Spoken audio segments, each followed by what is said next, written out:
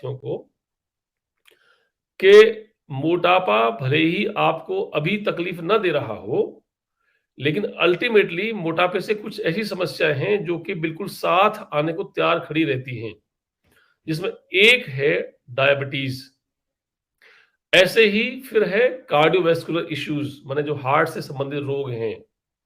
उसके बाद जैसे हार्ट फेलियर हो सकता है, ब्रेन स्ट्रोक हो सकता है, फैटी लिवर बहुत कॉमन है।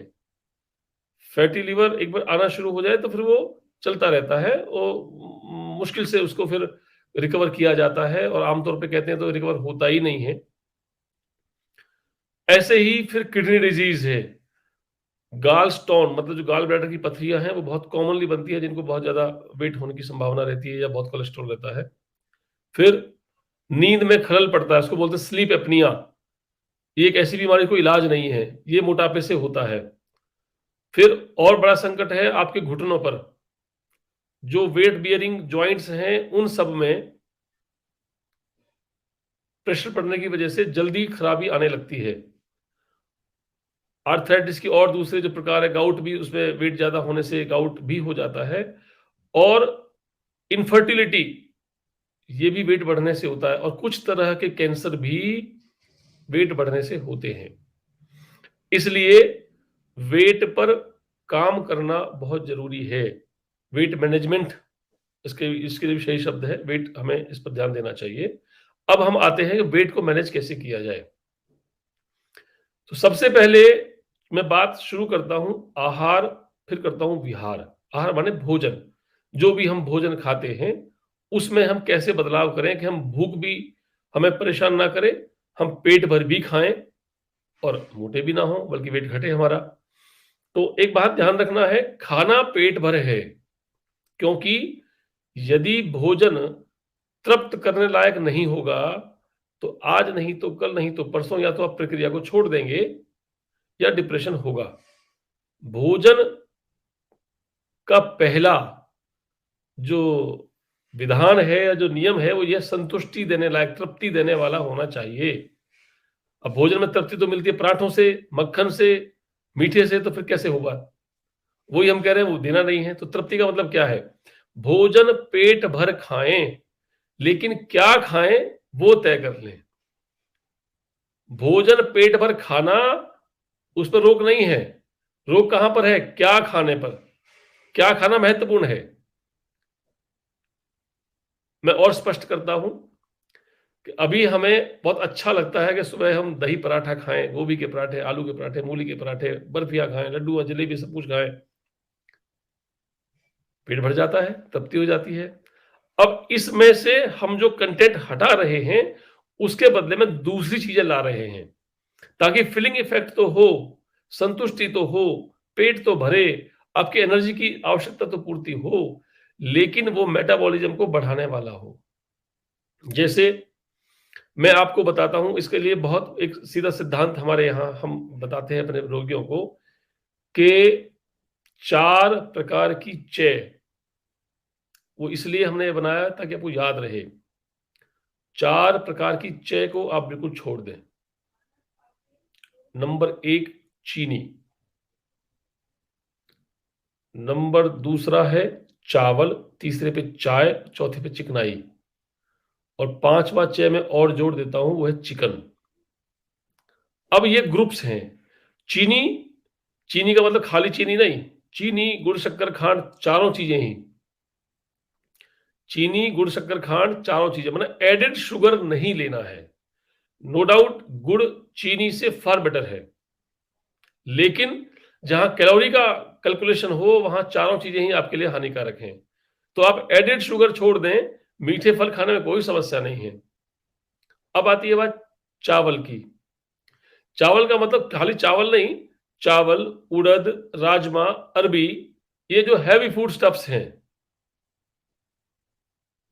चावल लेना है तो हमेशा आप अनपॉलिश्ड राइस लें, जिस पर एक लेयर रहती है, प्रोटीन की लेयर है, वो अनपॉलिश्ड चावल लें। और हमेशा, मैंने शायद पिछले प्रोग्राम में बताया भी था कि जो भी आप अन्न खाएं, अनाज खाएं, वो 1 वर्ष पुराना कम से कम हो। नया अन्न हमेशा वजन बढ़ाने वाला, कफ बढ़ाने वाला, आंव बढ़ाने वाला होता है। और पुराना जो अनाज होता है 1 वर्ष पुराना, वो लघु सुपाच्य होता है और हल्कापन देने वाला होता है। अब आती है बात चीनी, चावल, चाय। चाय अगर आप देखेंगे तो अच्छी तो है, बल्कि एंटी ओबेसिटी है, पर जिस तरह से हम लोग पीते हैं, चाय को इतना उबालते हैं, उसकी चाय की पूरी जान निकाल देते हैं। साथ में जो चाय एक्चुअली हम पीते हैं, वो उसकी डस्ट होती है चाय की, वो भी प्रोसेस्ड होती है। असली जो चाय होती है, चाय की जो पत्तियां होती हैं, उसका कलर ऐसा कड़क नहीं होता है जितनी कड़क चाय हम पीते हैं। तो फिर कलर कहाँ से आया? वो कलर प्रोसेसिंग में ऐड किया जाता है। तो इसलिए वो चाय तो पीनी नहीं है। पीनी ही है तो 1 कप आप ग्रीन टी पी सकते हैं। अदरवाइज तो जो ग्रीन टी है, जो चाय का जो पौधा है, उसकी पत्तियां बहुत अच्छा एंटीऑक्सीडेंट है। औषधि के रूप में लेना चाहें तो मोटापा भी कम करता है, कोलेस्ट्रॉल भी कम करता है। दो उसमें कैफीन होता है, बट फिर भी वो वेट कम कर सकता है। लेकिन जिस तरह से हम भारतीय लोग चाय पीते हैं, वो तो बिल्कुल खतरनाक है। दृष्टि में, आयुर्वेद की दृष्टि में निश्चित रूप से हमारे भोजन का आवश्यक हिस्सा है चिकनाहट।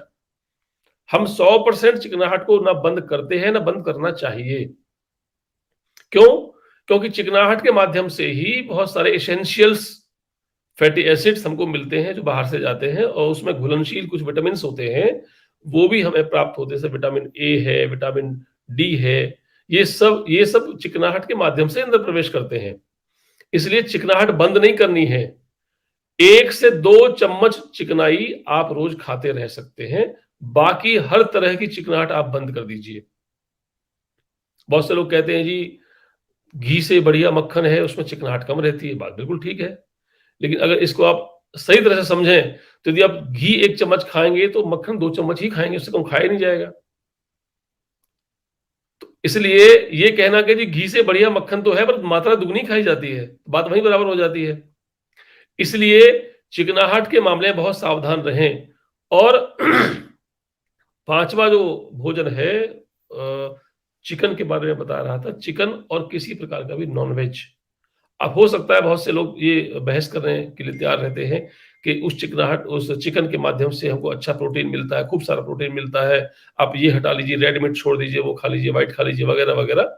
लेकिन मेरा सिद्धांत सीधा ये है कि वेट बढ़ने में केवल और केवल कैलोरी ही ध्यान देने वाली चीज नहीं है, भोजन का सोर्स भी उतना ही ध्यान देने वाली चीज है।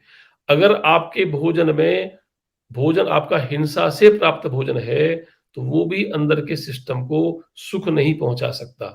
तो इसलिए भोजन का स्रोत वो हो जो हिंसा से बचा हुआ हो। मांस कभी भी बिना हिंसा के प्राप्त नहीं होता है। खाने के लिए हम ऐसा क्या कर सकते हैं जिससे खाने के संबंध में, जैसे मैंने बताया आपको, 5 तरह की चय छोड़ देना चाहिए, 3 चय जोड़ देना चाहिए। ओके। ये एक ऐसा आराम से याद रह सके, इसके लिए हमने बनाया हुआ है। 5 चय छोड़िए, 3 चय जोड़िए। 3 चय में क्या है? चलना, चना, चोकर, ये भी 3 ग्रुप्स हैं। चलना माने आप अच्छी वॉक करें, एक्सरसाइज करें, प्राणायाम करें, कैलोरी बर्निंग करें, मेटाबॉलिज्म को बढ़ेगा। चना का मतलब है अच्छा प्रोटीन। प्रोटीन कौन सा? जो आप अपनी डाइटरी प्रोटीन, जो आप खाना खाते हैं, उसमें यदि आप अपने भोजन में फैट कम करेंगे, कार्बोहाइड्रेट कम करेंगे, मीठा कम करेंगे, तो अपने आप खाना का क्या बढ़ेगा? फिर वो प्रोटीन ही बढ़ेगा। तो आपको अच्छा प्रोटीन कहाँ मिलता है? अंकुरित अन्न में मिलता है, सब तरह की दालों में मिलता है, ग्रीन वेजिटेबल्स में मिलता है, ड्राई फ्रूट से मिलता है। तो प्रोटीन तो बहुत सोर्स हमारे पास, ऐसा नहीं हमारा प्रोटीन का सोर्स नहीं है। बिल्कुल। वेजिटेरियन डाइट में भी पर्याप्त प्रोटीन के स्रोत हैं। साथ अगर वेट कम करना है तो वेट इंटू 5 ग्राम्स, माने अगर आपका किसी व्यक्ति का 100 किलो वेट है तो 100 किलो इंटू 5, 500 ग्राम असॉर्टेड सलाद, जिसमें आपका खीरा, टमाटर, मूली, प्याज सब कुछ हो, ककड़ी हो, मूली हो, खीरा हो, और उसको खाने की प्लेट के पहले रखिए, साथ रखिए। पहले उसको खाइए खूब चबा चबा करके, उसके बाद जो भूख बची हो उसको आप अपने भोजन से पूरा करें। 2 फायदे होंगे। जो आपका मेन कोर्स है वो उसकी मात्रा घटेगी, फाइबर और कम कैलोरी वाले फूड की मात्रा बढ़ेगी। पेट में पूरा फिलिंग इफ़ेक्ट आएगा, आपको कोई ऐसा अनसैटिस्फाइड आप नहीं फ़ील करेंगे और बहुत अच्छी ऊर्जा भी अनुभव करेंगे आप। तो इसको आप दोनों समय कर सकते हैं। शाम के समय आम तौर पे जब हम खाना खाते हैं देर रात को और उस समय बहुत सलाद की मात्रा रहती है, तो फिर उसमें गैस बनने की संभावना, फर्मेंटेशन होती है, मुश्किल से पचती है फाइबर ये जो सलाद वगैरह होती है, तो उससे समस्याएँ बढ़ती हैं। तो शाम के समय आप दालें, दही और सलाद इससे बचना चाहिए। तो इस तरह से खूब सारा फाइबर लेने से भी हमारा उसको जो है वेट घटाने की प्रक्रिया शुरू हो जाती है।